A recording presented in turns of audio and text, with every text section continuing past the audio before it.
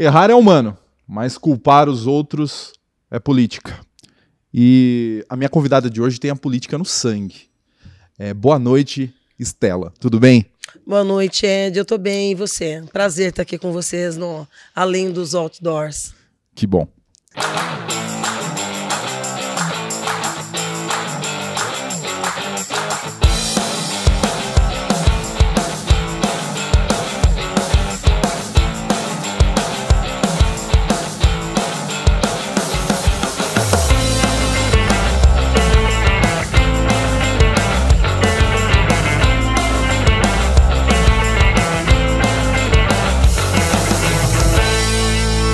Diretamente aqui do Jack Music Pub, essa casa com mais de 20 anos de experiência na noite bauruense. Nós começamos mais um Além dos Outdoors, o maior programa de entrevistas do Centro-Oeste Paulista. Eu vou falar aqui dos nossos parceiros, a Eficaz Mídia, que é nosso parceiro de divulgação. Eficaz Mídia tem todo o mobiliário urbano de Bauru e de Agudos. Então, se você quer fazer uma campanha offline em pontos de ônibus aqui da cidade, é com a Eficaz Mídia que você vai falar, certo?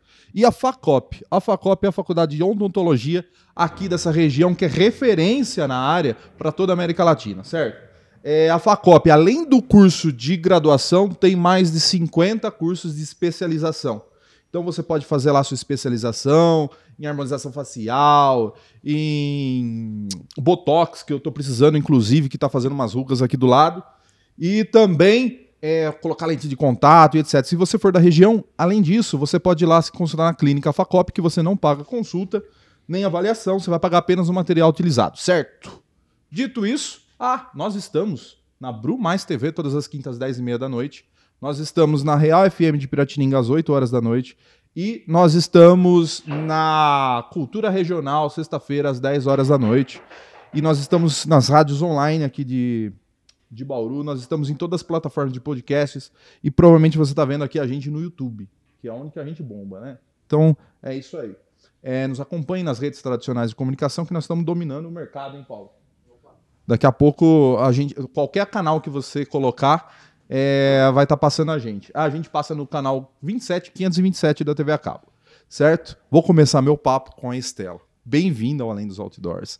Eu comentava antes aqui do programa com você que eu já trabalhei para você. Foi uma satisfação descobrir isso. Já estava no caminho certo. Quando a Estela foi candidata a deputada, na chapa com Arlindo Chinalha, nós fazíamos Arlindo lá, e aí fizemos Estela. Um prazer conversar, eu nunca tive a oportunidade de conversar com você, agora eu estou conversando. Que bom, eu fico feliz, né, de saber que você já teve essa trajetória aí perto da gente. Eu não vou falar o ano, porque senão vai denunciar a minha idade. Vamos contar, vamos contar. Eu conto, eu sou de 71. Não, eu não. Vou fazer uma boa ideia esse ano, 51 anos.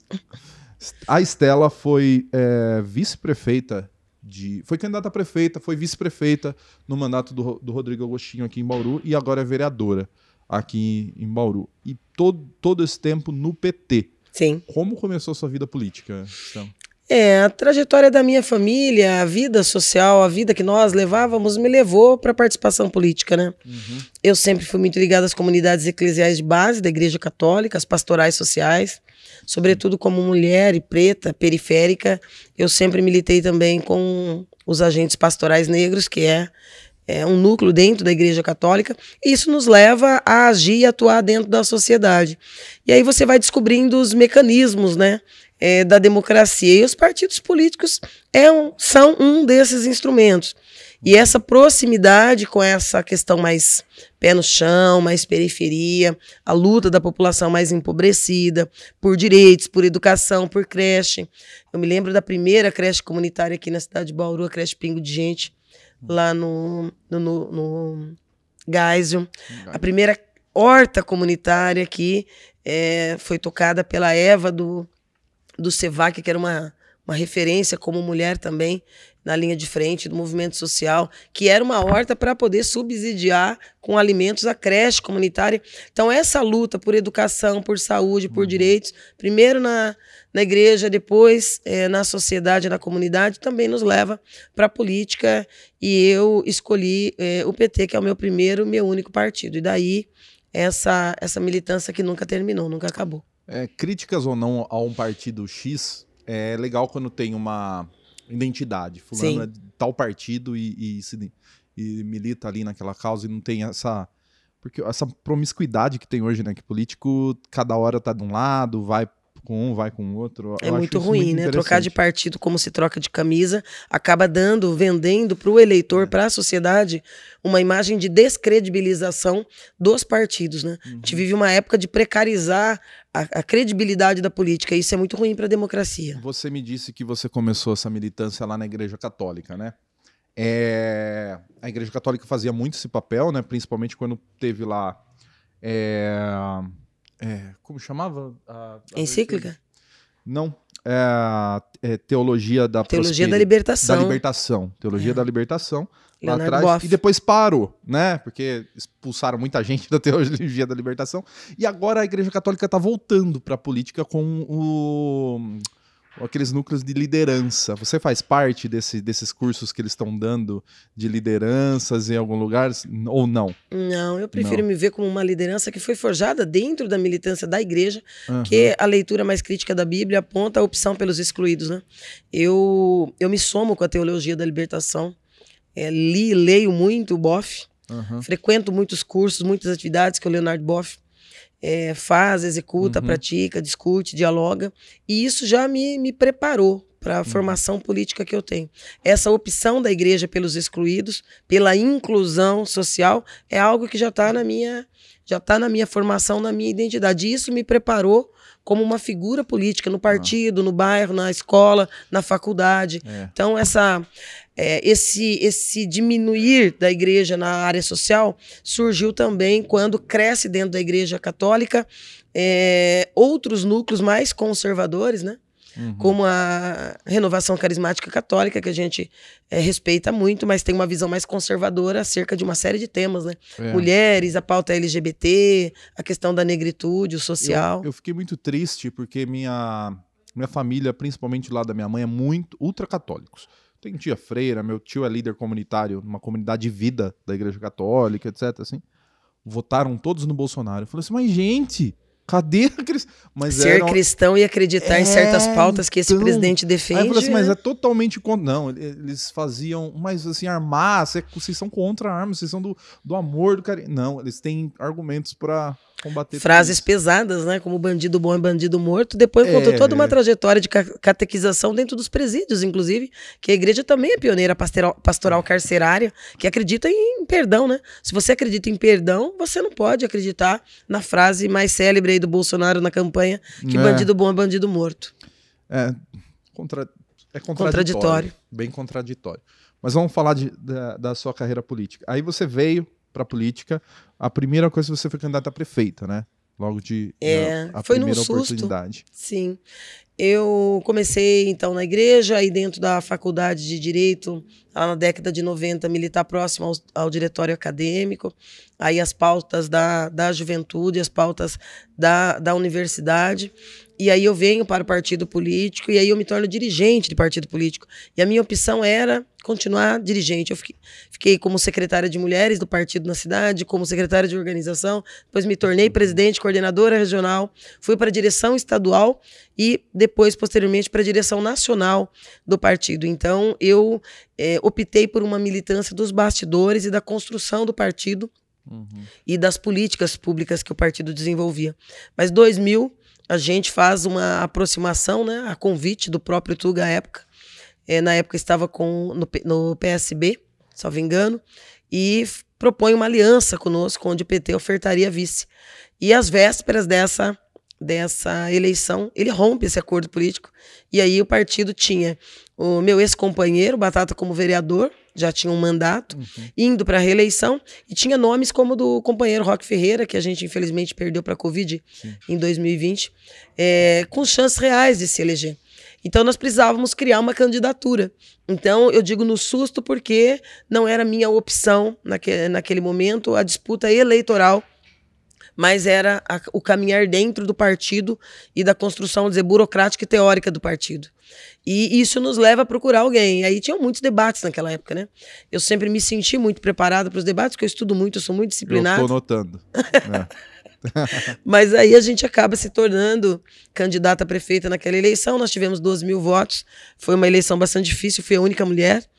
E acabou surpreendendo, né? Foi uma eleição difícil do ponto de vista de recursos, né? Foi muito no improviso, muito com a militância, mas isso cria um despertar novo pra gente. Em 2000 você foi candidata a prefeita pelo PT. Pelo PT. O PT não estava no poder ainda, então era aquele PT ainda que vendia camiseta para se sustentar. Flanela, né? Inclusive. Aquele ano eu lembro que o Rock fez o flanelaço. Legal. E aquele ano lá foi o ano que o Tuga ganhou? Aquela eleição foi a eleição que o Nilson Costa, que estava ocupando a vaga deixada pelo ISO, né? Que havia sido cassado. Ele se reelege. Há uma polarização extrema entre o Pedro Tobias, a época no PDT. Eu não acreditava que ele ia perder. Exato. Conseguiu perder. E o Tuga Angerami, que era o preferido naquele momento, mas eles polarizam de uma forma que o Nilson corre pelos bastidores e acaba conseguindo se reeleger. Foi a última eleição em primeiro turno em Bauru. Aí, em 2004, a gente atinge 200 mil eleitores, inclusive com uma campanha, né? Da classe política, da imprensa, de alguns setores organizados, a própria justiça eleitoral, para atingirmos os 200 mil eleitores. Teve uma campanha ampla com a juventude para se alistar aí como eleitores, e a gente atinge 2 turnos. Aí 2004 já é a primeira eleição em 2 turnos. Cidades um pouco maiores com um turno só é horrível. Muito. Você consegue fazer manobra política e ganhar principalmente quem está no poder, consegue ganhar eleições. Eu vejo em Jaú é um turno só e acontece feitos que a gente desacredita que aquilo aconteceu. Se tivesse 2 turnos, não aconteceria. Exato, Jaú, Botucatu, Marília, Araraquara. Pessoas com 55%, 60% de rejeição acabam ganhando a eleição. Os 2 turnos permitem que você possa sinalizar para um governo de coalizão, né? Porque você se aproxima de aliados que não estavam com você no primeiro turno.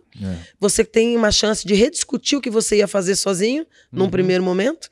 Você discute com novas figuras, né? Então torna a visão de gestão um pouco mais democrática e permite você abrir mão de algumas questões, de alguns conceitos para você absorver novas figuras. E aí, então, eu acho que fica mais representativo, né?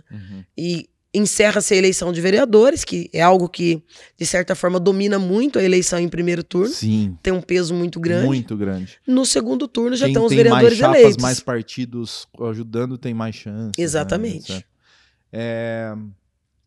Bom, aí você sai, você não se elege, né, para prefeita. Sim. E aí qual a sua próxima eleição foi? Aí foi 2004. 2004 eu digo sempre que foi a eleição da minha vida. Foi uma eleição muito importante, porque aí nós fomos convencidas no segundo momento. A gente tem uma segunda história com o Tuga, na campanha de 2004, que pouquíssimas pessoas conhecem.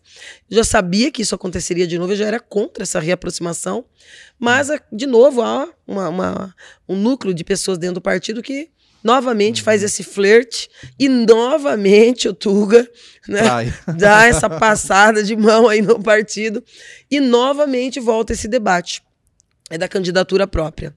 Só que aí a gente consegue ter uma ampliação do número de partidos políticos em torno da nossa candidatura. A gente consegue ter uma credibilidade maior diante da direção estadual e nacional do partido. Aí você tem uma campanha mais profissional, do ponto de vista de produção, do ponto de vista de organização, um número de partidos realmente significativos, com muitos candidatos a vereador, e a gente disputa de verdade e fica em terceiro, numa eleição em que aí polariza Caio Coube pelo PSDB e Tuga Angerami pelo PDT. Aí era o Tuga que estava no PDT, que era o partido anteriormente do Pedro, né, no momento inicial aí dessas corridas. E essa eleição foi muito importante pra gente, sabe? A gente conseguiu andar muito a cidade, discutir muito, construir muito debate em torno de programa de governo, de saídas para as mais diversas áreas, e foi uma eleição muito importante. Se a gente tivesse um fôlego, acho que foi a última eleição em que ainda era possível os comícios, né? Eu me lembro do partido ter nos trazido para Bauru a Vanessa Camargo, foi um único showmício grande que nós fizemos. Aí nós tivemos Rosa e Rosinha, por exemplo, né? Todos os bairros da cidade a gente fazia pequenos showmícios, andamos muito, suamos muito a camisa, e foi realmente uma votação histórica pra gente. E acabamos sendo o fiel da balança no segundo turno, onde foi a última eleição também que havia aquele intervalo Termina o primeiro turno, tem um intervalo em que não tem campanha, você volta depois de uma semana para você abrir os debates e o programa de TV para ter aí 15 dias e fazer o segundo turno. E naquele momento nós fizemos um acordo político com o Tuga, nem havia possibilidade naquele momento, a polarização nacional era PT-PSDB. Sim, não tinha como apoiar o Caio, apesar de termos ouvido, né, sentado com ele, com a coordenação de campanha, e fechamos com o Tuga Angelami dentro de uma proposta que a gente intitulou de 13 razões para agora votar 12, em cima de algumas ideias de cidade que nós pontuamos com ele, para marcar que nós selamos ali um acordo político em torno de algumas agendas. Claro que a maioria delas não foi seguida, não foi respeitada, não fomos para o governo, né? Nós não quisemos, não aceitamos cargo, o partido oficialmente, nos mantivemos numa oposição crítica, né? Mas propositiva, e foi assim que a gente se comportou durante os 4 anos da gestão Tuga, que acabou sendo um marco, né? Eu faço aqui, apesar de todas essas críticas ao Tuga, eu faço aqui um reconhecimento de que depois, em 2008, quando a gente volta, a gente tem que reconhecer que o Tuga fez uma opção política, né, de sanear o caixa da prefeitura, parou a cidade em obras, construções, não avançou, mas ele equilibrou as finanças da prefeitura, voltou a ter CRP, que é a certidão de regularidade previdenciária, voltou a poder receber recursos a fundo perdido, emendas parlamentares. Isso é importante, que Bauru vinha de uma fase difícil, né, do pós-ISO até o governo Nilson, e os 4 anos de governo Tuga, sem poder receber recursos. Então, foi uma época bem complicada. E depois de 2008, quando encerra o governo Tuga, ele entrega a cidade saneada. Esse é um reconhecimento que, independente da questão ideológica, a gente precisa fazer. Lá na minha terra também teve um prefeito que não saiu. Quando ele saiu, não saiu muito bem avaliado, mas hoje todo mundo fala, se ele for candidato ele ganha, porque ele fez isso. Ele não fez nada na cidade, mas consertou todas as contas da prefeitura. Fez uma opção, né? Ele é dono de uma rede de supermercado, é milionário, nunca mais vai ser prefeito. Mas aí, aí você vira, na outra eleição, você é vice do Agostinho já, né? Aí chega 2008 e, em princípio, na verdade, assim, foi o momento em que eu fui para a direção nacional do partido. Eu não parei em nenhum momento essa trajetória intelectual dentro do partido. E eu passava um tempo considerável fora, mas o partido naquele momento ainda queria que nós fôssemos candidato a prefeito, porque 2004 foi marcante. Mas aí a gente faz a opção em não ser cabeça de chapa e acaba tendo essa tarefa trazida pelo partido de assumir esse desafio de ser vice na campanha com o Rodrigo. A gente começa numa posição bem complicada, né? Era o momento em que o governo Lula vinha desde 2 anos de mandato, com uma série de agendas, mas assim, o presidente com uma popularidade na casa dos 80%, e a entrada dele na nossa campanha faz um diferencial naquele momento, e nós que estávamos lá em 3º, 4º lugar, a gente acaba pulando aí algumas posições, e a gente acaba conseguindo, principalmente quando oficialmente o Lula entra no programa de TV, pede voto nominalmente para o Rodrigo, porque ele era o 15, né? Tava no PMDB, hoje MDB.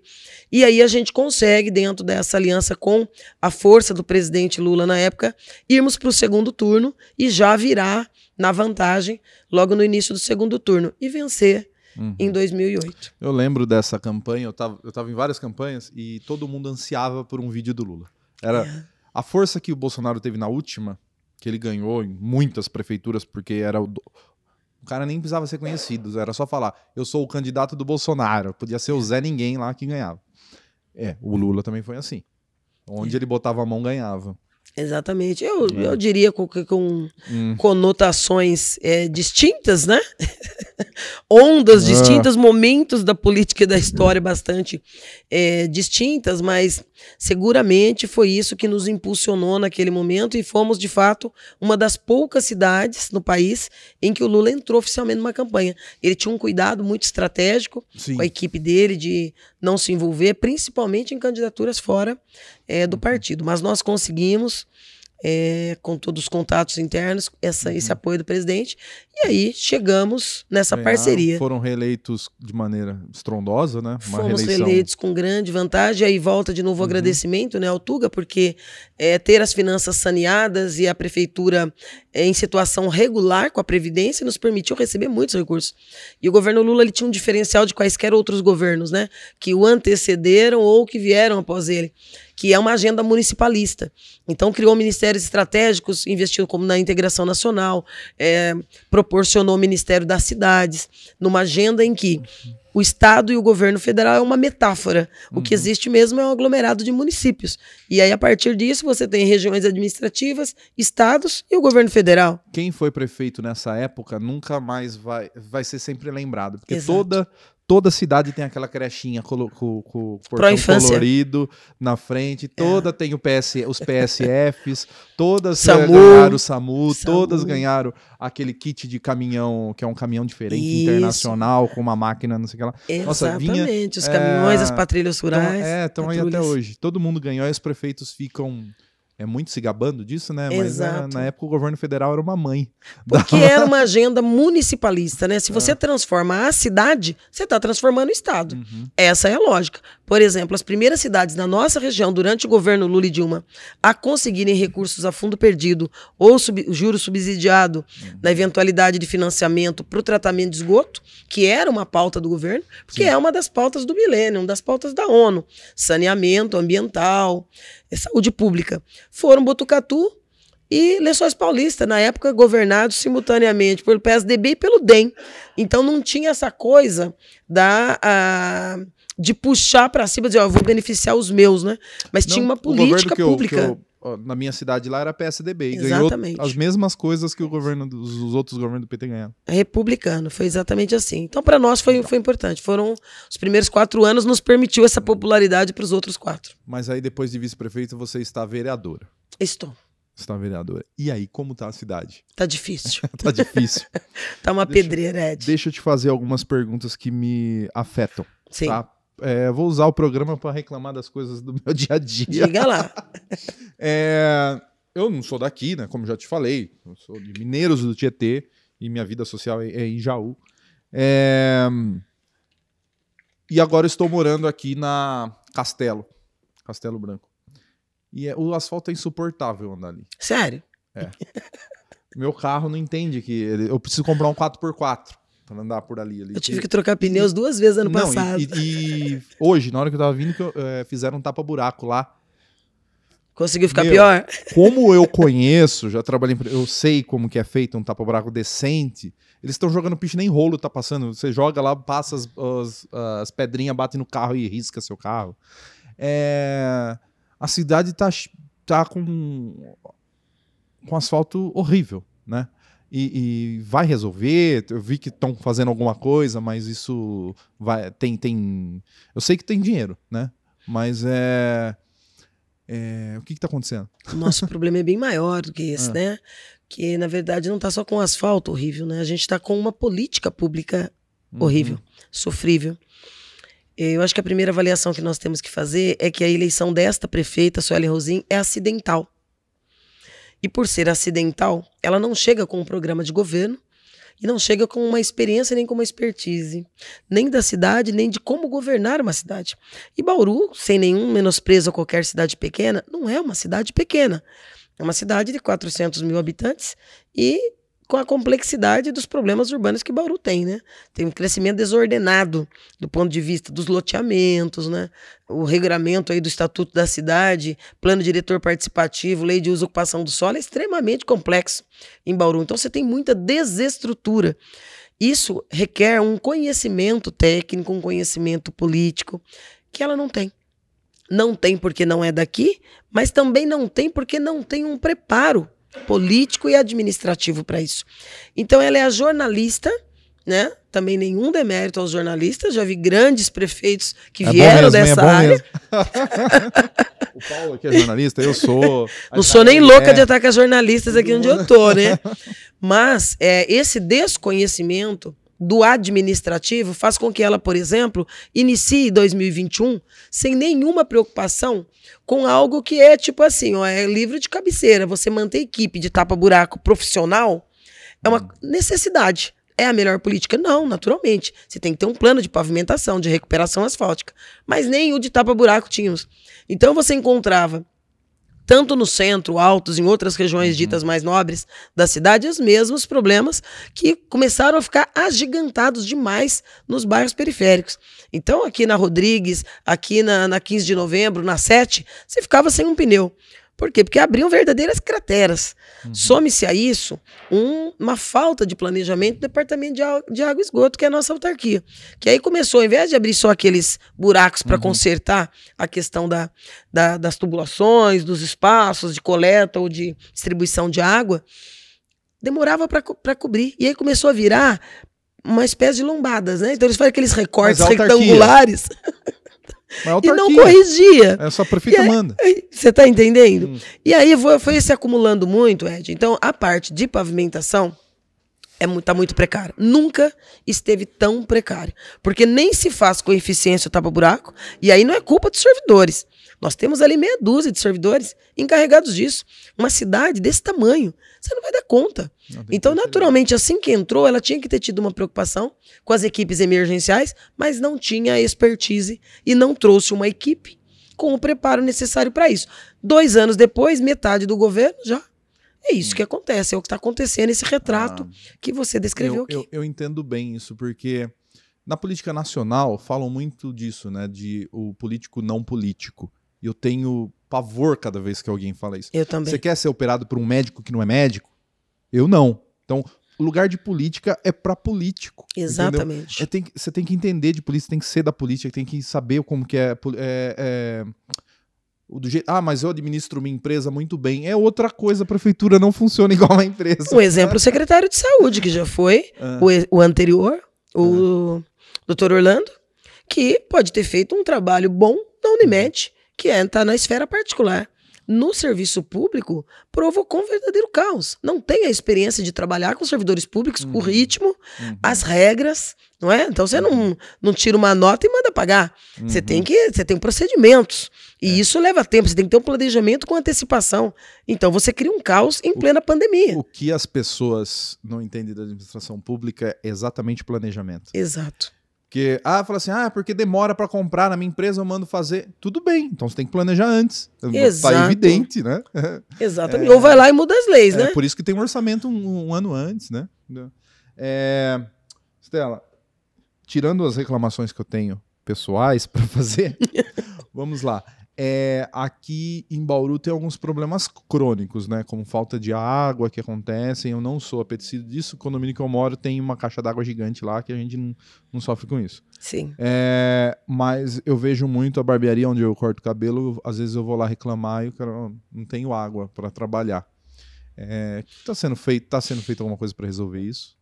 Tá bem pouco, né? Nós tivemos um debate bem pesado alguns dias pela Comissão de Meio Ambiente na Câmara com o presidente do Departamento de Água e Esgoto, porque é um assunto complexo, né, Ed? Na época que nós conseguimos, no governo Dilma, em 2013, os 118 milhões para o tratamento de esgoto, o fundo perdido, que aliás virou essa calamidade, nesse elefante branco, né, por uma ineficiência do Rodrigo e depois seguido pelo Gazeta, e agora finalmente a prefeita cancelando, quer dizer, virou um elefante branco, um recurso que estava aí na mão para fazer algo importantíssimo para a saúde pública. Naquele momento nós pleiteávamos 70. Por quê? Porque nós já tínhamos o fundo, temos mais de 180 milhões do fundo de tratamento de esgoto, que fomos nós que pagamos, os cidadãos, todo mundo que tem a sua continha de água paga a taxa de esgoto também. O acordo naquela época com o Rodrigo, via governo federal, Ministério das Cidades, com os contatos que nós tínhamos na Casa Civil, foi da seguinte ordem: interessa que nós possamos ofertar a totalidade, os 118 milhões, ao invés de 50 e vocês usarem 50?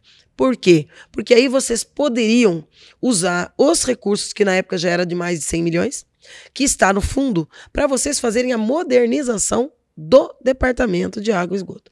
Para vocês evitarem perda. Bauru praticamente perde 1 litro de cada 2 que produz. Tem vazamento em tudo quanto é lugar. Aí você tem uma outra questão que é as nossas fontes.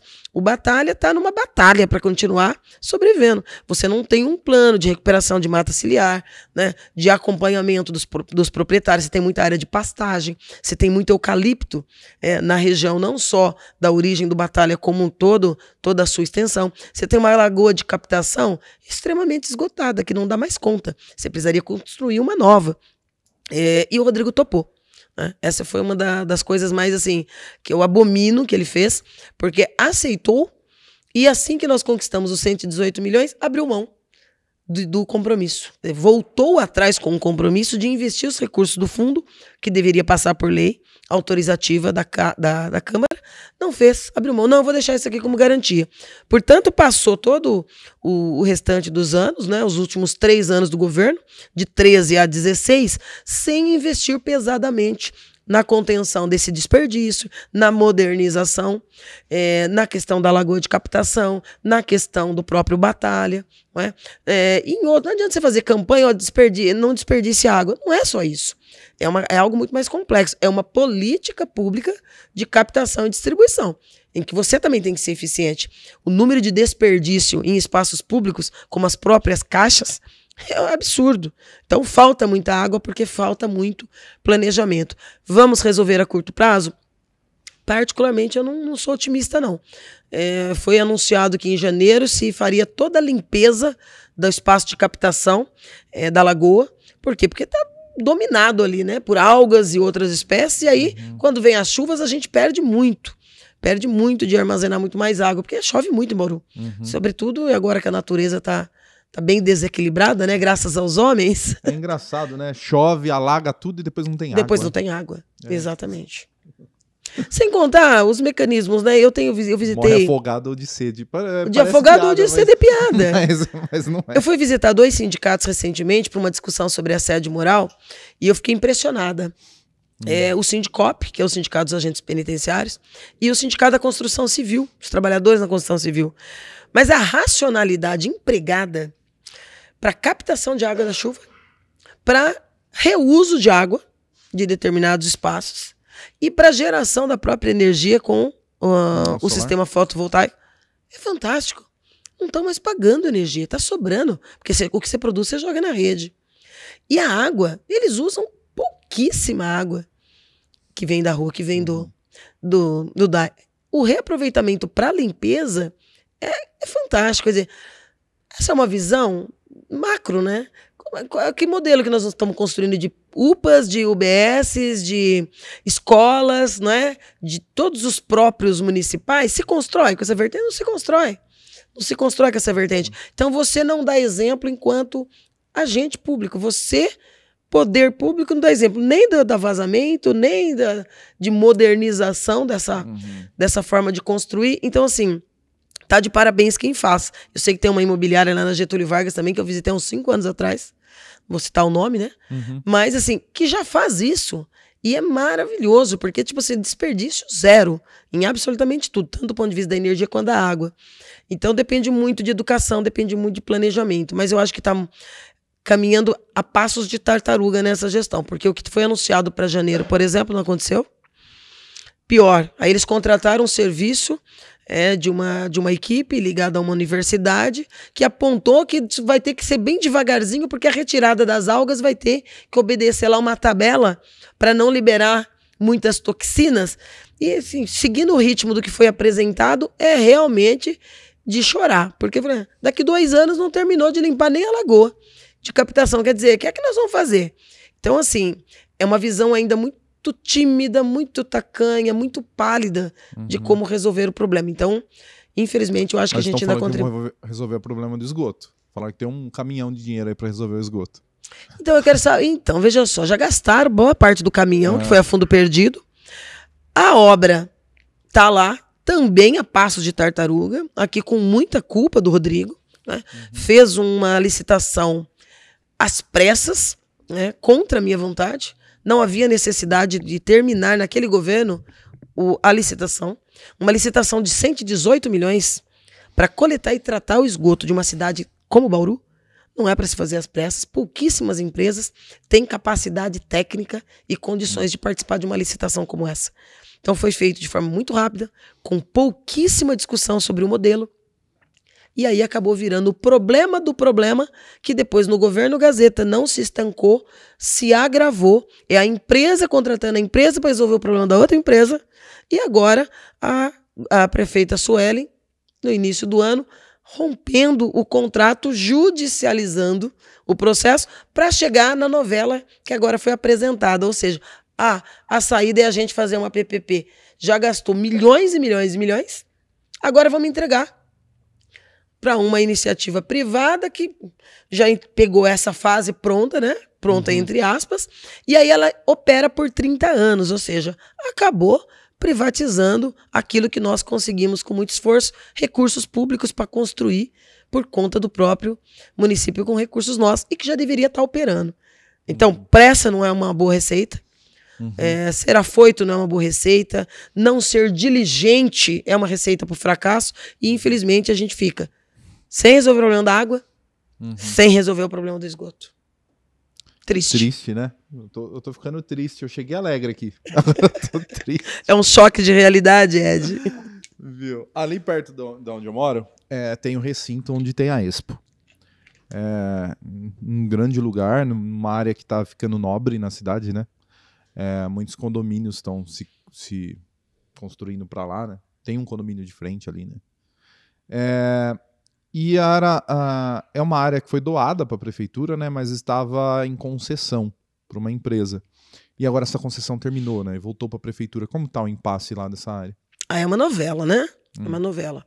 É uma doação da família Ferraz para o município de Bauru, de muitas décadas atrás, com o compromisso de que anualmente a prefeitura aceitaria a tarefa de produzir eventos, cultura, música, entretenimento para a população daquela região. Naturalmente, quando a família Ferraz teve esse ato, não tinha nem 10% do que existe ali de moradia, condomínios, então, menos ainda, né? Ainda mais com essa presença forte, como você mencionou aí. Ocorre que a prefeitura, por muitos anos, não investiu como deveria. Então, quando chegou o governo Tuga, em 2008, o governo Tuga faz uma concessão por 10 anos para a Associação Rural do Centro-Oeste Paulista. Valor simbólico, mas a estrutura estava precarizada. Então, reconhece-se que esse benefício, vamos dizer assim, que o prefeito Tuga, à época, concedeu, tinha um porquê. Necessidade de construir um muro, de reformar, de construir espaço. Então, estava se investindo sem retorno, não é? Incorporou o imóvel, passou a ser o nosso imóvel, doado pela família Ferraz, se valorizam mais. Certo. E aí virou a tradição ainda mais consolidada das exposições, onde naturalmente eles conseguiam lucro, né? Não são eventos onde você tem pouco lucro. Certo. Vence-se os 10 anos em 2018 e o governo Gazeta faz um termo de concessão precário, né? Por tempo indeterminado, mas podendo ser rompido a qualquer momento. E o governo Suelen, quando adentra, encontra uma situação que, a meu ver, logo de início já deveria ter glosado e terminado esse contrato precário. Por quê? Porque nem os últimos 2 anos estava sendo pago o valor simbólico, que é R$250 por mês. R$250 você não aluga nem um quarto e sala. O recinto era alugado por R$250? Aí, exatamente, R$250, mas não estava sendo pago. E não é pago ainda. Não estava sendo pago. Fora isso, tem uma demanda com o DAE, que é de esgoto, não é? Porque lá tem uma caixa d'água, tem poço, então não tem a demanda da água, mas tem a taxa do esgoto. Sim. Então tem uma demanda jurídica de cobrou demais esgoto, e aí vamos discutir judicialmente esse valor. Então tem uma ação da ordem de quase R$5 milhões, porque nunca foi pago o esgoto desde que se criou a taxa. Tem essa demanda judicial, então tem essas pendências da empresa conosco, com o município, né? Nós passamos eu assumi, depois de eleita vereadora, a Comissão de Fiscalização e Controle da Câmara. Ano passado nós fizemos 2 reuniões técnicas com caráter público, né, transmitida ao vivo, inclusive estão lá disponíveis na página da Câmara e no canal da Câmara do YouTube, onde nós questionamos a SAGRE e o governo, né? Tá pronto o termo de referência para esse edital? Porque foi anunciado pelo governo Suelen que em janeiro desse ano, impreterivelmente, se faria o chamamento público. Oportunidade em que, com a atualização feita pela Secretaria de Obras e Secretaria de Planejamento, seria de mais de R$100 mil a locação mês. Chegou-se a um valor aproximado de 180 a 190 mil, que é o que valeria aquele espaço, que é um espaço gigantesco, né, de muitos hectares. E hoje tem realmente uma obra, um investimento que vale. E o número de eventos que se faz tem um retorno. Naturalmente, tem muito gasto mensal? Tem. Tem uma quantidade grande de energia, você tem que investir em segurança. Não é? Você não tem um aparato daquele, você não vai ofertar aí todas as garantias. Não saiu o edital, não saiu o chamamento em janeiro. Virou uma demanda jurídica. Teve a interferência, num primeiro momento, do presidente da Câmara em manter o Recinto Melo nas mãos da Arco, no sentido de que, olha, a prefeitura não está preparada para tocar. Eu até acho que não está preparada para tocar. Por quê? Porque é muito complexo. Espaço abre grande, chamamento público abre chamamento público de forma imediata. É o que a gente espera. E aí nós fizemos algumas proposituras, nós vereadores, eu fiz várias delas, no sentido de que, por exemplo, as entidades, quando a exposição acontece, se a entidade X vai lá, você vai montar a PAI, a entidade Y, Z, qualquer entidade, você tem que pagar. Você tem que pagar. Porque a praça de alimentação é vendida para um terceiro. Totalmente. Esse terceiro que pega o coisa vende para um outro terceiro. Que só pode vender as bebidas, porque você fecha com os circuitos, como por exemplo o Brahma, e aí você vincula, mas a pessoa paga. Né? E não é valor pequeno. Então nós colocamos lá como sugestão, e aí foi incorporado no termo de referência, que 30% dos espaços na exposição, nos grandes eventos também, independente de quem ganha o chamamento, tem que ser ofertado gratuitamente. A locação não se cobra das entidades filantrópicas e assistenciais. Não qualquer um. Você quer ir lá montar a sua barraca para ganhar, é outra história. Mas a PAI, por exemplo, tem que ter a barraca dela. Né? O Centro Espírita, que trabalha com albergue noturno, uma série de entidades. Vamos nominar aqui para não errar com ninguém. Também consideramos que é importante que a Sagra reserve um espaço para ela, porque aquele é o único espaço na área urbana que tem características rurais, não é? E que cedia eventos com animais, com maquinário. Tem lá já uma parceria, já que era da Arco, com o Sindicato Rural Patronal, que já está lá dentro. Tem uma entidade também de criadores de cavalos. Então agora voltou para a Sagra. Problemas. Voltou para a Sagra vai ter que colocar um aparato lá, né, inclusive de vigilância. Já tem veículos desde anteontem circulando lá para poder monitorar, para não roubar fio, não ter isso, não ter aquilo, não ter nenhum tipo de problema dessa ordem. Só que então nós temos um peso, né, na gestão. Então quanto antes fizer o chamamento, a licitação, melhor. Porém, algo nos causou estranheza. Nós tivemos, inclusive na data de hoje, reunião pública com a Sagra sobre o assunto. Vários eventos que estavam agendados vão ser respeitados. Aí eu falo, pera lá, mas respeitados por quê? Isso é fruto de um acordo do Ministério Público? Porque não tem um instrumento jurídico que dê base e sustentação para isso. Se já havia acabado, se devolveu a chave, quem estava lá com o contrato precário e já devolveu a chave não podia planejar eventos para daqui 6, 7 meses. A menos que ele seja mãe de Ná e deduza que ele ia ganhar o chamamento público. Se é que poderia participar do chamamento público na medida em que tem dívidas com o município. Né? Tem a dívida da locação, que é simbólica, mas não foi paga, e tem a dívida com o DAI, que é grande. Inclusive, eu questionei o DAI por que no evento, por exemplo, salvo engano, acho que é Gustavo Lima ou Luan Santana? Do Gustavo Lima. Não pediu a apreensão da portaria. E ninguém soube explicar o porquê que não fez isso. E agora tem esses outros eventos que diz que serão respeitados, mas ninguém soube me responder qual o valor que vai ser pago, porque nós vamos pagar a iluminação. Se está sob a nossa gestão, se nós estamos cuidando, os gastos já são nossos. Né? A vigilância já é nossa. Aí vai fazer o evento X. Quem vai cuidar disso? Com quais valores? Quanto fica para o município?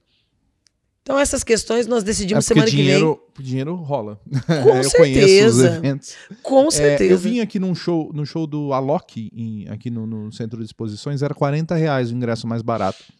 E lá eles comemoraram que tinha 45 mil pessoas. Assim, na época, eu fiz a conta rápida e falei 1.800.000. Assim, Exato. Nós fizemos essa conta sobre o... Fora os patrocínios, fora o que vendeu a praça de alimentação, fora estacionamento, fora todo o resto, né? Eu falei assim, nossa... Tem alguns dos eventos que estão anunciados, para os próximos dias, que eu mostrei lá hoje na reunião pública. Primeiro lote está sendo vendido a R$132. Primeiro lote? Primeiro lote. Quantas mil pessoas irão? E para quem irá todo esse dinheiro? Para a entidade que vai fazer? Quanto virá para o fundo? Porque eu estou defendendo a criação de um fundo municipal. E se a prefeitura está com os custos pagando lá para se proteger, quanto que vai vir para a prefeitura, né? Exato. Nós estamos gastando. E a responsabilidade, né? Se houver qualquer tipo de prejuízo, porque enquanto está, precário ou não, sob a responsabilidade de uma entidade, toda a responsabilidade é dela. Agora é nossa. Então como é que vai ficar juridicamente a responsabilidade sobre todo aquele patrimônio durante a realização desses eventos, já que não existe o chamamento concluso? São respostas que nós vamos buscar com a prefeita semana que vem. Legal. Obrigado, diretor. Stella, deixa eu entrar nos assuntos mais amplos. Como vocês estão lidando dentro do PT com o Alckmin de vice? Não foi uma pedra no sapato que vocês receberam, não? Olha, eu tô tão tranquila já no último período depois do Bolsonaro que eu já tô quase chamando ele de companheiro Geraldo. Viu? Você e o Pedro Tobias vão fazer campanha junto aí pela rua? Seguramente, vamos ter que fazer campanha juntos. Eu acho de que isso fica no campo da superação das diferenças por conta de um mal maior. Eu não diria nem maior. É enorme. É massacrante. Desculpa. Enfrentar o período... Enfrentar esse período do governo Bolsonaro foi desastroso. Foi desastroso para o país, foi desastroso para as mulheres, para os jovens, para os negros, para a educação, para a saúde, para a sociedade. Foi muito nefasto, foi muito difícil. Esse era o momento em que, após o impedimento da presidenta Dilma, que eu chamo de golpe em 2016, o presidente Lula, com a sabedoria dele, sabia que tinha a tarefa, a missão de construir um acordo político que não só lhe desse a oportunidade de vitória, mas também a governabilidade. E também um apoio com um sustentáculo maior, hoje sedimentado, por exemplo, pelas federações partidárias, que acabam se colocando até acima dos partidos políticos e que tem até um regramento próprio pela Justiça Eleitoral em torno da sustentação do projeto político. Nós sempre fomos muito próximos dos servidores públicos. O governo do PSDB em São Paulo foi destruidor para o serviço público, para a educação, para a saúde. O Alckmin mandando bater em professor, né? Uma série de... eu sou muito ligado à área de habitação. Para mim, por exemplo, a tragédia de Pinheirinho e São José dos Campos é um crime que tem que entrar para a história. Assim, eu acho que não há um perdão pelas desconstruções feitas pelo governo Alckmin durante os anos que esteve lá. Nem pelo Covas, que fez a educação continuada, por exemplo, que eu acho que é uma tragédia na história que acabou sendo depois copiada em muitos estados, que acabou com a repetência, porque o governo tinha o propósito de buscar financiamento do BID para fazer lá o alargamento para conter as enchentes na Marginal Tietê, e a busca desses recursos se condicionava a alguns dados e índices sociais. E um deles, que era massacrante para São Paulo, era o da repetência. Então, ao invés de melhorar a qualidade, o salário resolve, ninguém mais repete, tira a autoridade do professor e afunda a qualidade do ensino. Essas críticas nós nunca vamos retirar. Nem o partido, nós nunca retiraremos. Há muito que se reconstruir do estado de São Paulo, porque em grande medida foi um processo de destruição, essas décadas todas de governo tucano. Mas também é inegável que há uma simpatia grande no interior pela figura do Alckmin. No interior ele é forte.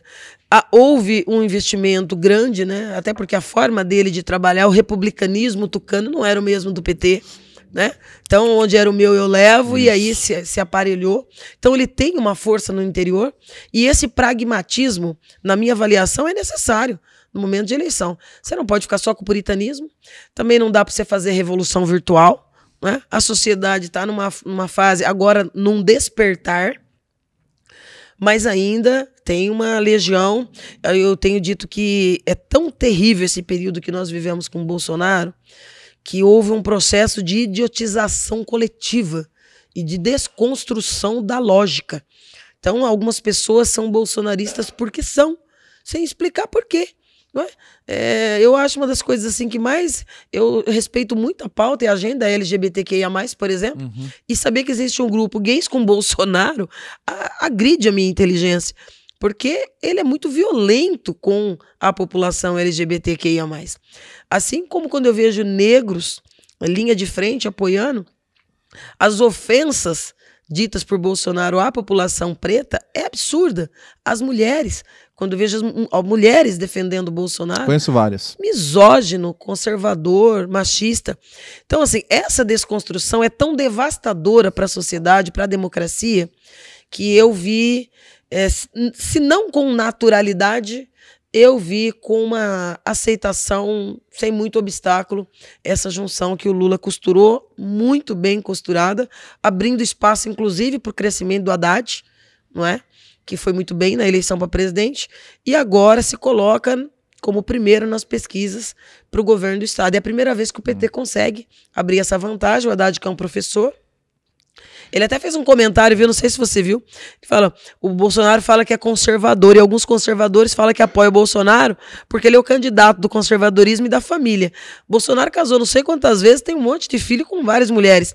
Eu sou casado uma única vez com a Ana Estela, tenho 2 filhos e eu mandei o mesmo casamento. Então, conservador desse aspecto da família sou eu e não Bolsonaro. Conservador de goela, que a gente chama. De garganta, exatamente. De garganta. Só. Eu vejo muitos problemas no Haddad, assim. Falta... Sei lá, o Haddad, falta alguma coisa no Haddad. Ele é muito sereno. E na política você não pode ser muito sereno. Na política e no futebol, eu falei essa frase quando eu entrevistei o Leonardo de Brito.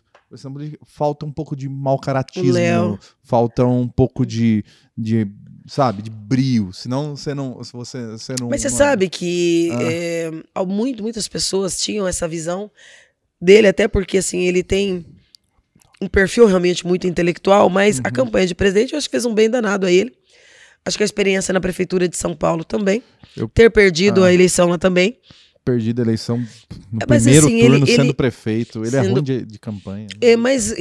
Mas aí você tem vários aspectos que precisam ser considerados que não dá pra gente aprofundar aqui. Mas nesse momento, o fato dele estar liderando, eu penso que o eleitor de São Paulo, porque você sabe que o nosso eleitor paulista, ele é conservador. E a esquerda erra muito com esse eleitor. E o perfil do Haddad. O perfil do Haddad. Eu sou progressista. Ele vai ajudar. Vocês da esquerda, vocês afastam o pessoal que podia vir junto com a gente. Mas com o Haddad, com as agendas identitárias suas, vocês afastam o pessoal que podia votar com a gente. Então, é que assim, é muito difícil você... As agendas identitárias acabam com a gente. É muito difícil você abrir mão de determinadas agendas quando você passa uma luta tentando brigar por inclusão. 90 dias de eleição.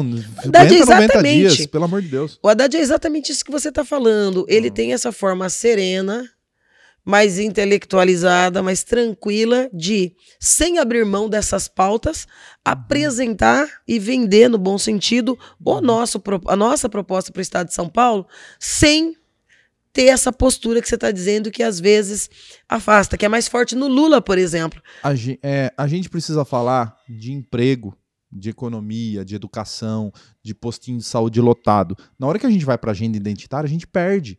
Nosso povo é cristão, você veio da igreja, você sabe. É conservador. Se a gente for nessa agenda, a gente perde o Bolsonaro. Eu não acredito nessa possibilidade, pelo amor, mas a eleição não é fácil, ninguém ganha nem perde de véspera. Eu tenho dito isso. Não tem nenhuma eleição resolvida. Não, acho difícil, mas não é impossível. Tem que trabalhar muito bem. Eu falo que tem que trabalhar 24 horas por dia, não pode cochilar com o adversário. Senão pode perder. Eu posso fazer uma previsão para o estado de São Paulo, para ficar gravado aqui. Hoje na data que a gente está gravando, as pesquisas dão a Haddad com 40, o Márcio França com uns 23, não é isso? Sim. E o Tarcísio tá com 8, 9. As mais otimistas chegam a 10, 12. O Rodrigo Garcia está com 5, né? Sim. 6, por aí. Rodrigo Garcia é o atual governador do estado de São Paulo. Sim. Eu vou dar um chute aqui, ó. O segundo turno é entre o Haddad e o Tarcísio. Eu tô tirando, olha só, não tô falando que é o segundo colocado. Eu vou fazer outra previsão. É o Tarcísio. E o Tarcísio ganha do Haddad no segundo turno. Vou fazer outra previsão com você. Vamos lá. Que aí envolve os bastidores.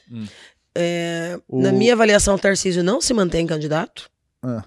Vai adentrar a campanha do Rodrigo para permitir a ida dele para o segundo turno. E a nível nacional, eles abrem mão do Bivar. Do Bivar. E vão apoiar o Bolsonaro. Esse é o movimento que eu vejo do União Brasil. Isso também tira muito, porque o Rodrigo não é o meu perfil de candidato. Eu fico triste, porque eu quero que o União Brasil dá o tempo TV deles pro Ciro. Aí fica ruim. Você não vai conseguir isso. Você não vai conseguir isso. Ai. Mas esse movimento é real. É real, é de bastidores, mas... O Rodrigo tá muito... O Rodrigo tem uns 500 prefeitos trabalhando para ele. Rodrigo Garcia. É difícil. Ele agradou... Ele tá muito lá embaixo, né? 5, 6%. Mas ele agradou muitos prefeitos. Ele tá dando muita coisa. A grande verdade é que o Dória não decolou em nenhum momento. Ele não ia mais se retirar. Ele foi chantageado, literalmente, né? Foi colocado público. Nossa, eu nunca vi um cara ser tão traído como o Dória, cara. Olha, ele traiu o Alckmin na eleição rifado agora. Quando ele ganhou para governador, mas agora, meu Deus do céu, é uma traição atrás da outra. Eu não gosto do Dória, né? Ele foi forçado a renunciar, né? Ele não ia mais renunciar. Ele ia continuar como governador, de boa lá.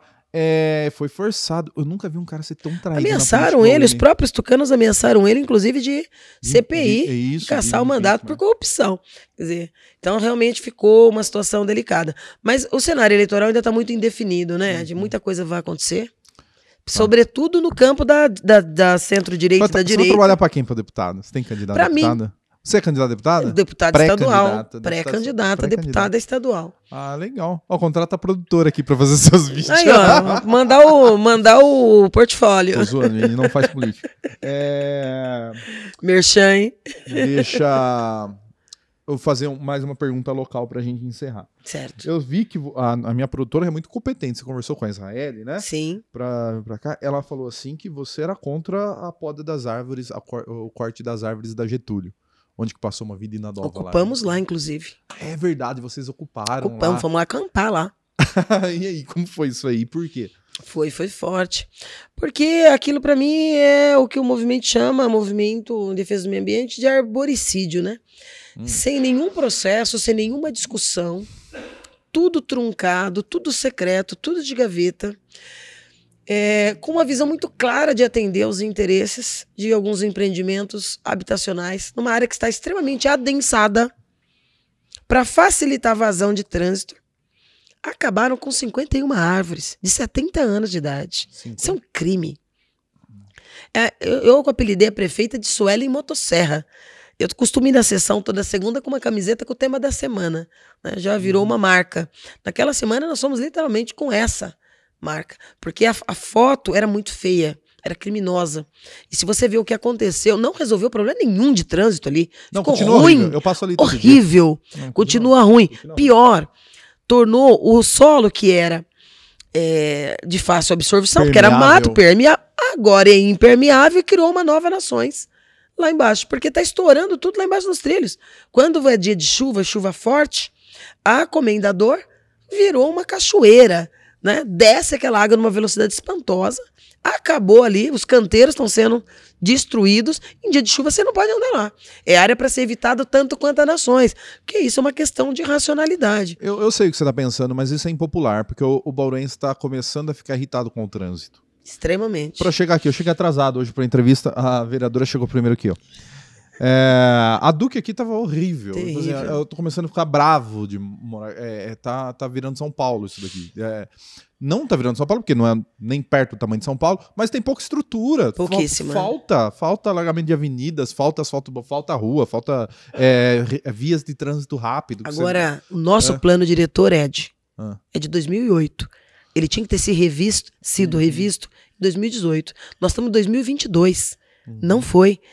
E a visão moderna do plano diretor é gestão democrática e participação popular. Então tem que ser revisto com o povo participando. Teve uma fase, uma empresa contratada na gestão anterior, que depois teve um distrato agora no começo dessa gestão e, por fim, não foi encaminhado para a Câmara. Aí você tem a Prefeitura mandando para a Câmara a lei de uso e ocupação de solo, feito de uma forma que não cumpre as exigências necessárias, ou seja, ouvir a população. Porque quem sabe o que você precisa? Avenidas, pavimentação, que tipo de construção você quer para aquela região, o que pode, o que não pode. É a população. É isso que é esse o modelo. Esse dia de carro dos Világios, ali que tem um shoppingzinho ali em cima.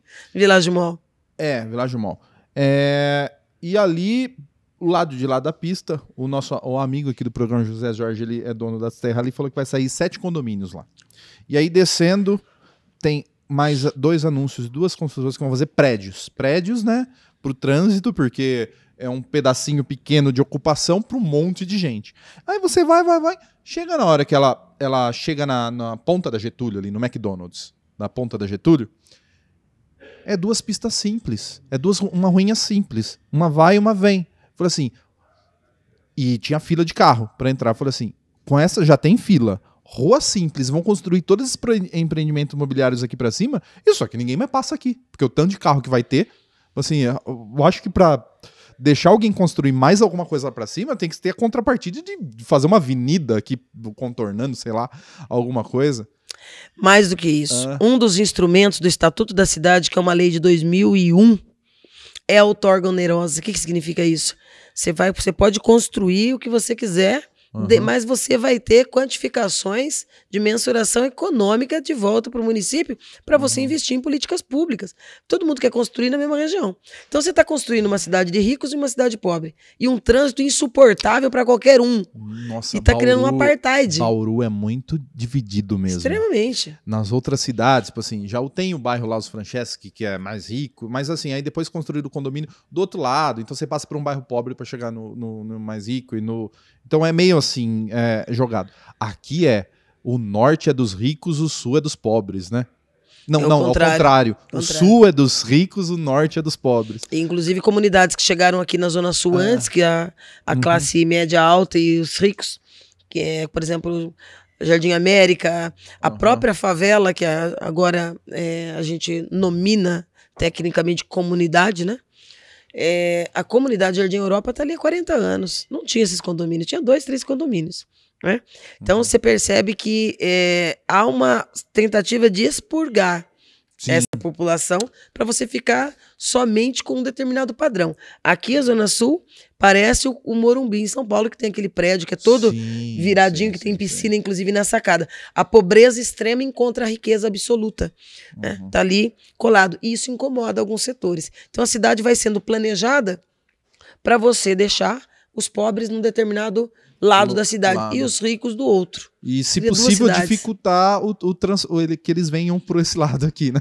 Sem dúvida. E um dos debates que a gente está colocando é que cria uma lei de usucapião do solo que chega de forma inadequada na Câmara, porque ela teria que vir depois do plano diretor. Chega sem a previsão de ZEIS, que são as zonas de especial interesse social. Isso é uma falta gigantesca. E chega com um preço exacerbado para se fazer desdobros em áreas periféricas. Ou seja, você não vai mais ter crescimento de habitação de interesse social. Porque se você tornar mais caro o desdobro nessas áreas mais periféricas, quem vai investir lá? Tem uma empresa que está fazendo casa popular perto do Geisel lá. E ele falou assim que vai ter pedido... Está tão caro lá, que ele vai ter que fazer o teto da caixa, o mais caro possível da caixa, para uma casinha de... Por quê? Porque você transmite de volta o preço para aquele que vai comprar. Quem que vai comprar? Quem vai comprar essa casa desse seu amigo não é o mesmo que vai comprar uma casa nos condomínios 7 que estão surgindo na região que você falou. Então você cria uma cidade de ricos e uma cidade de pobre. E isso está errado. É burra a elite que quer se encastelar. Não tem como você se encastelar. Se eles pudessem fazer um muro, eles faziam. Tenho certeza. Alguns exemplos de assaltos, inclusive, que já aconteceram na cidade, mostram que não há muro que transponha o abismo social. Você cria abismos... Que frase, hein? Que frase, não há muros que transponham o abismo sexual. Sexual não, social. Não dá, é um abismo muito gigantesco esse, o social, porque assim, você fica encastelado e seu filho usa o tênis de R$2.000. Quando ele der a primeira volta na esquina, alguém vai ver o valor daquilo, alguém que provavelmente está passando fome, pai está desempregado, mora numa comunidade ali perto que não tem a iluminação. A Europa, para você ter uma ideia, por uma ignorância que vem desde o governo Rodrigo, perpassa pelo Gazeta e continua do governo Sueli, não tem nem ponto de iluminação. Jardim Europa é do lado do Ilha de Capri. Aí você vai subindo, você vai ter os világios, é uma região toda de condomínio. Mas o Ilha de Capri é muro. Então você vai estar ali 20 metros, você está com a Europa, a favela da Europa, a comunidade da Europa. E logo do lado de cá do córrego você vai ter as casas, as mansões. Você tem esse abismo gigantesco. Né? Os ônibus, por exemplo, você pensar em política pública em Bauru, os ônibus são navios negreiros. De final de semana tem pouquíssimos. Por quê? Preocupação da política pública de transporte é a mesma da construção. É para levar mão de obra para trabalhar. E tá errado, não é? Não. Esse é o abismo social que eu tô te dizendo, que é intransponível. Essas diferenças em algum momento te encontram. E a história cobra. Estela, a gente tinha assunto para ficar aqui mais 1 hora falando. Eu não falei um monte de coisa que eu queria perguntar. A gente volta. Vamos fazer outro programa. Mas eu preciso terminar, né, Paulo? Obrigado por você ter vindo. Eu que te aceitado agradeço. O nosso convite. Foi muito agradável. Você fala muito bem. Obrigada.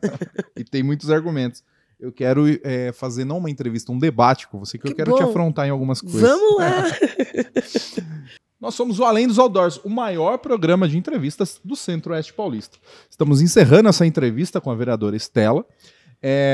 Muito legal, obrigado, viu, Estela, pelo papo. É muito legal debater as coisas da cidade, da população, das classes sociais. É muito interessante o assunto, né? Estamos encerrando aqui.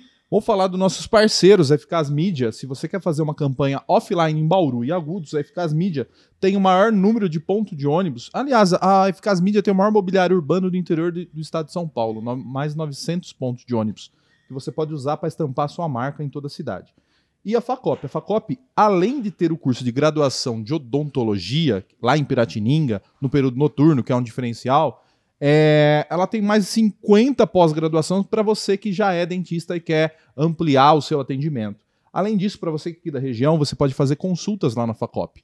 A Facop pega alunos modelos, né, clientes modelos, né, que você vai lá, faz todo o procedimento e paga apenas o material. A avaliação é totalmente gratuita, você só faz depois de receber o valor que vai ficar o material. Então você sabe tudo antes para depois lá e fazer o tratamento com eles. É muito legal. E eu vou ser um aluno modelo lá aluno não, né? Paciente modelo na Facop, porque eu vou colocar lente de contato, Paulo. Você acha? Vai ficar bom, hein? Fala a verdade. Então é isso. Lembrando sempre que nós estamos na Brumais TV. Todas as quintas, às 10h30 da noite, tem episódio novo lá. Nós estamos na Real FM e também na Cultura Regional, 2 rádios. Estamos em várias rádios online aqui de Bauru. E você pode assistir a gente pelo YouTube, você pode assistir a gente pelo nosso site, alemdosoutdoors.net. Você pode escutar a gente em todas as plataformas de podcast. Qualquer lugar que você digitar lá, Além dos Outdoors, a gente existe em qualquer lugar. E é isso. Obrigado por Exa Filmes, que está aqui gravando a gente. Obrigado, Jack Music Pub. Esse bar maravilhoso que nos acolhe sempre, né? É isso. Até o próximo programa. Tchau.